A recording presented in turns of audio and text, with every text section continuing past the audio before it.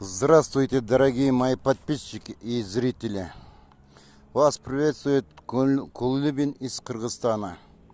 Я снова в эфире с новым велосипедом трехколесным для пожилого человека. Вот смотрите, сиденье, багажник, катафоты сзади, 21 скоростей, тормоза.